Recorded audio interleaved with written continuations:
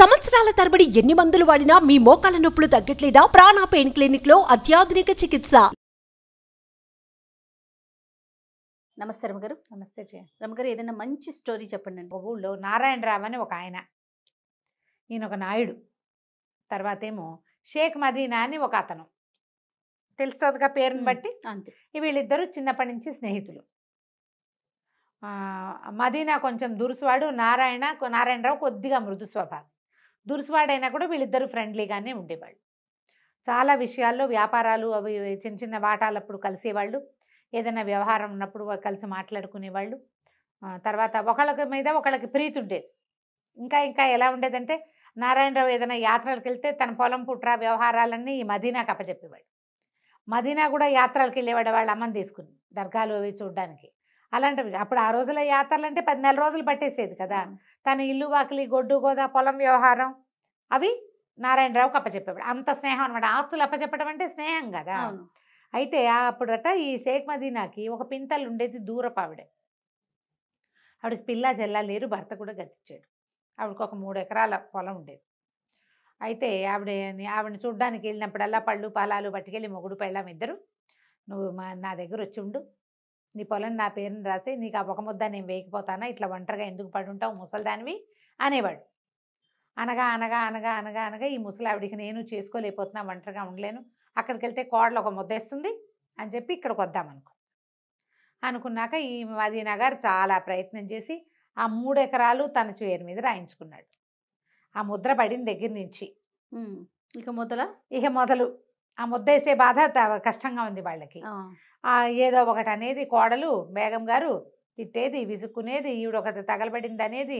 అంతకుముందు చక్కగా స్వీట్లు గిట్లు చేసి పట్టుకెళ్ళి మంచిగా షీర్ కుర్మాలు అవి పెట్టేవాళ్ళు. షీర్ లేవు, కుర్మాలు లేవు, కూరలకే గతి లేదు, ఏదో పచ్చడి మెతుకులు పడేసేవాళ్ళు. ఆ పడేసే తిండికి కూడా తిట్టేది, విసుక్కునేది. ఇంట్లో చిన్నపిల్లలు ఉంటే చేయలేక వస్తుంటే ముసలాళ్ళకి ఎక్కడ చేస్తామనేది. ఆవిడకి మెత్తగా ఉండాలి, పిల్లాడికే వండుకోనా నీకే వండనా అనేది. నానా రకాలు, ఎన్ని రకాలో, ఎంత విసగటో. ఒక మనిషి వచ్చి అదనంగా మన ఇంట్లో ఉంటే ఆ మనిషి పని చేయదు, వేళకి దానికి అన్నం పెట్టాలి అంటే ఎంత కష్టమో. లోక సహజంగా జరిగేదే కదా. అక్కడి నుంచి ఏరా నాయన ఒకరోజు చెప్పింది దీనికి, మదీనాకి. ఆ మదీనా కూడా విసుక్కునేవాడు. ఏమిటి వేళపడా లేకుండా ఇప్పుడేమో తిండి అలా అనేవాడు. ఎదురుపడి ఏమనేవాడు కాదు కానీ విసుక్కునేవాడు. వినపడుతూనే ఉండేది ఆవిడికి. ఇక ఉండలేక ఆవిడ విసిగిపోయి ఓ రోజు వచ్చి, మదీనా నాయన నేను వేరే ఉంటా, మీ ఆవిడ బాధలు నేను పడలేకుండా ఉన్నా, నాకు నెలసరి ఖర్చు ఇచ్చేయి, నువ్వు నాది కాచుకుని తాగుతా, నేను మీ ఇంట్లో నీకు అడ్డంగా ఉండను, నీ పిల్లల మధ్యలో నేను కూడా ఓ పిల్లగా ఉంటే మీ ఆవిడ భరించలేకపోతాను అనేసరికల్లో కేకలేశాడు. అదేమిటి ఇంకా నయం, కాచుకుని తాగటం ఏమిటి, నీకు పైగా నువ్వు నాకు ఇచ్చిన దానికి నేను నీకు నెలసరి ఇచ్చేదానికి సరే ఒక నెలకు వస్తుంది, మిగిలిన 11 నెలలు నీకు ఎవడిస్తాడు, ఏదో ఒక వేస్తున్న ముద్ద తిని ఉండాలి కానీ అన్నాడు. నా పొలం రాయించుకునేదాకా నువ్వు ఆగలేదు కదుట్రా అంది ఆవిడ. అనేసరికల్లా ఏమన్నాడు, నువ్వు ఇన్నాళ్ళు బతుకుంటావని నాకు తెలుస్తామా, చస్తున్నాను నేను మొయ్యలేకన్నాడు. దాంతో ఆవిడ ఇంకా ఊరుకోలే. పైగా చుట్టుపక్కల ముసలమ్మలు ఉంటారు కదా, నీ పొలం తింటూ వాళ్ళు నిన్ను అంటమేమిటి అని ఈవిడ ఎగసం చూశారు. సరే ఈవిడ పంచాయతీకి వెళ్ళింది. పంచాయతీలో ఎవరెవరిని పెట్టుకోవాలో వాళ్ళందరికీ ఇళ్ళకెళ్ళి మాట్లాడింది. ఎందుకమ్మా ముసలిదానివి, రేపొద్దున నేను అయిపోయామంటే నిన్ను లాగిపడేయాల్సిన వాడు వాడేను, మరి అట్లా చేసుకోబోక పంచాయతీ దాకా వెళ్ళొద్దు అని చెప్పారు. కాదంది ఆవిడ. కాదు, 3 ఎకరాలు నా పొలం నా దగ్గర ఉంటే ఎవడో ఒకడు రోడ్డు మీద పోయేవాడైనా లాగేస్తాడు, అంతేగాని నన్ను అడిగి నన్ను ఇంటికి తీసుకొచ్చాక ఈ రకంగా చేసిన వాడితో నేను చచ్చినా ఉండనంది ఆవిడ. గట్టిగా ఉంది. ఆవిడ అలా వెళ్ళి నారాయణరావు వాళ్ళ ఇంటికి కూడా వెళ్ళి, నారాయణరావు ఆ ఊళ్ళో ఉన్న పెద్ద మనిషి, నాయుడు కదా అతను, పెద్ద నాయుడు.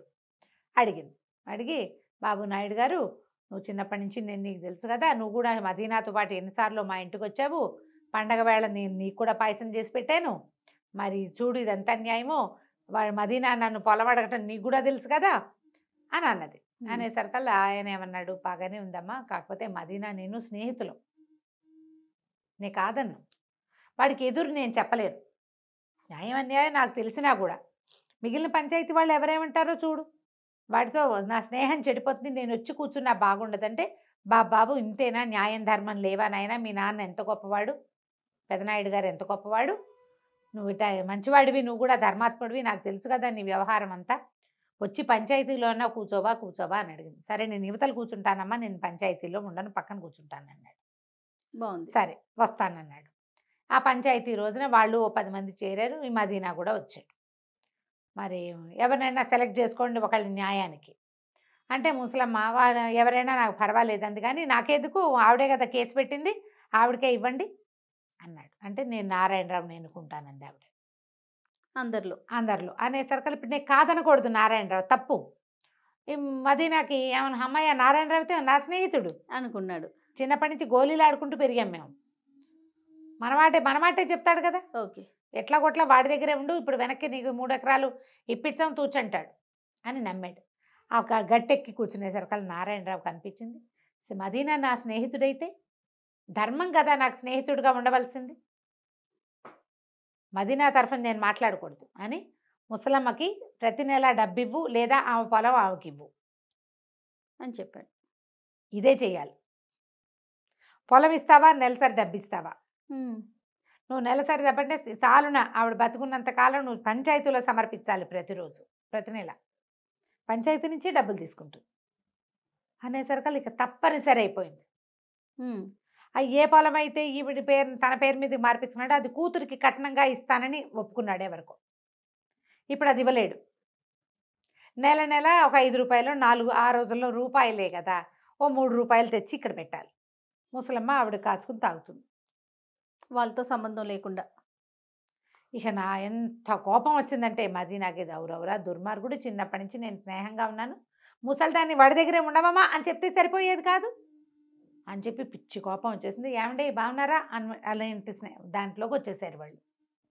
కనపడితే పలకరింపు తప్ప ఇక మళ్ళీ నారాయణరావుతో స్నేహాన్ని నెరపల. కొద్ది రోజులు కొంతకాలం గడిచాక ఈ నారాయణరావు 2 మైసూర్ ఎడ్ల జతను ఒకదాన్ని కొనుక్కొచ్చాడు.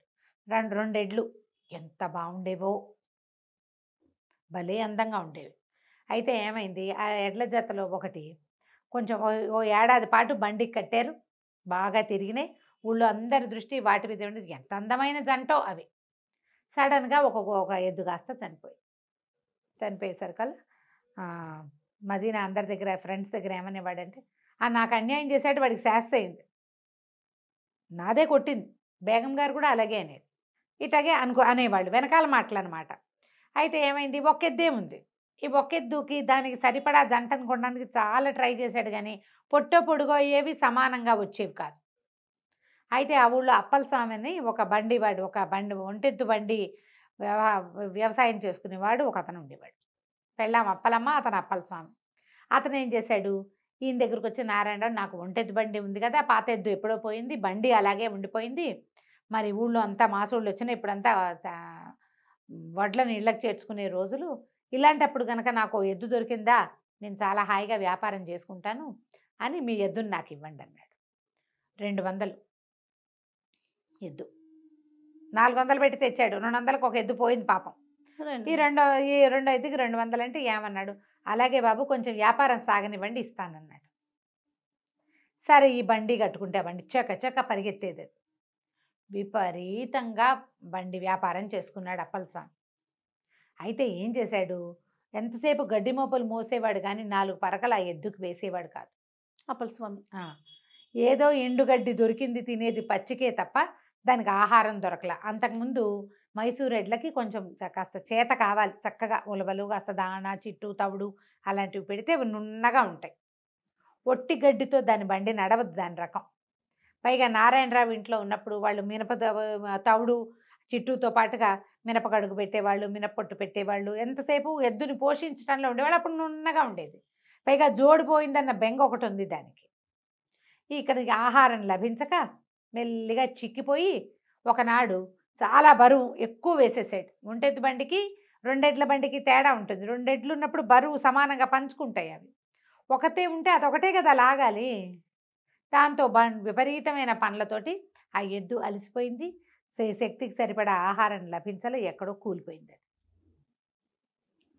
కూలిపోయేసరికల్లా ఇంకేముంది, అయిపోయింది. ఎద్దు చనిపోయేసరికల్లా వీళ్ళు ఏమన్నారు, చచ్చుడు ఎద్దునిచ్చాడు నాకు నారాయణరావు అని తిట్టిపోశారు. నారాయణరావుకి ఏం తెలుసు, ఆయనేమో మాసోళ్ళ కోసం డబ్బులు వసూలు చేసుకోవడం కోసం వచ్చాడు. 200 ఇస్తానంటే కదా అంటే ఏంటంటే భలేవారు మధ్యలో కూలిపోయింది ఆ ఒడ్లు ఇంటికి చేర్చినప్పటికి దేవుడు కనపడ్డాడు మాకు చచ్చిపోయిన ఎద్దుకు డబ్బులు ఎందుకు ఇస్తాం మేము చచ్చినా ఇవ్వమన్నారు పోనీ వదిలేదంటే 200 చేదా నెలకి 3 రూపాయలు ఒక మనిషికి ఖర్చు అవుతుంటే 200 ఎన్ని రోజులకు వస్తాయి ఎంత డబ్బు అక్కడి నుంచి అతను వదిలిపెట్ల ఈ లోపల ఏంటంటే వీళ్ళే ఏదో నారాయణరావే ఎద్దుకు ఏదో చేయించాడని వీళ్ళు అప్పల స్వామి ఏదో చేసేసాడని వాళ్ళు ఇలా నానా రకాల మాటలు పుట్టినాయి పంచాయతీకి వెళ్దామన్నారు పంచాయతీకి వెళ్దామంటే ఈ లోపల ఏమైంది అక్కడంతా ముందంతా మదీనాకి శత్రువులందరూ మదీనా శాస్త్ర అయింది అనుకున్నారు ఇప్పుడు నారాయణరావుకి ఒకళ్ళిద్దరు శత్రువులు ఉన్నారు అప్పల స్వామి ఎలాగో ఉన్నాడు ఈసారి మళ్ళీ పంచాయతీ పిలిస్తే షేక్ మదీనా కూడా పెద్ద మనుషుల్లో ఉన్నాడు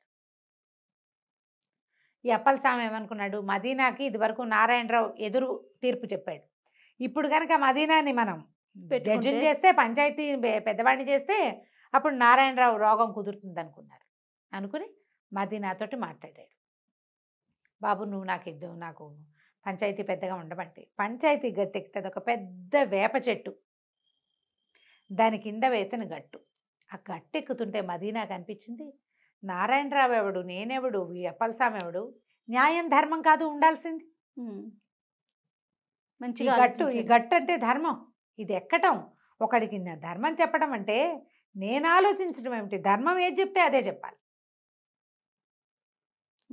అటు మెట్లెక్కేటప్పుడు ఉన్న నవ్వు తిరిగేటప్పటికి లేదు మెట్లెక్కి ఇటు తిరగాలి కదా మన వైపుకి మనం గట్టుకి మెట్టెక్కి ప్రజల్ని మొహం చూపించడానికి ఇటు తిరిగాడు ఇటు తిరగంగానే బిగిసిపోయాడు నారాయణరావు ఎద్దు అప్పలస్వామి తీసుకున్నాడు ఈ 1-2 నెలల నుంచి అతను ఎంత వ్యాపారం చేశాడో ప్రపంచానికి తెలుసు ఎద్దు చనిపోవడానికి కారణం ఇప్పుడు పంచాయతీ వాళ్ళు కూడా 2 రకాలు చెప్పారు ఎద్దటాకు చచ్చిపోయింది కాబట్టి నారాయణరావు కొంత బేరం తగ్గించుకుంటే బాగుంటుంది 200 కాకుండా అని ఎద్దు చచ్చిపోవడానికి అప్పలస్వామి కారణం వాడిని శిక్షించాలని రెండోది ఇతను చెప్పాలి అసలు తీర్పు అంతకుముందు ముసలమ్మప్పుడు కూడా అంతే పొలం ఇస్తావా ఈ అమ్మాయిని పోషిస్తావా అని అయితే ఇతను ఏమన్నాడంటే ఎద్దు చనిపోవడానికి నారాయణరావుకి సంబంధమే లేదు 2-3 నెలల పాటు ఎద్దు మీద వ్యాపారం చేసి డబ్బులు వెనకేసుకున్నవాడు మొదటి నెల డబ్బులు రాగానే నారాయణరావుకి ఎందుకు ఇవ్వాల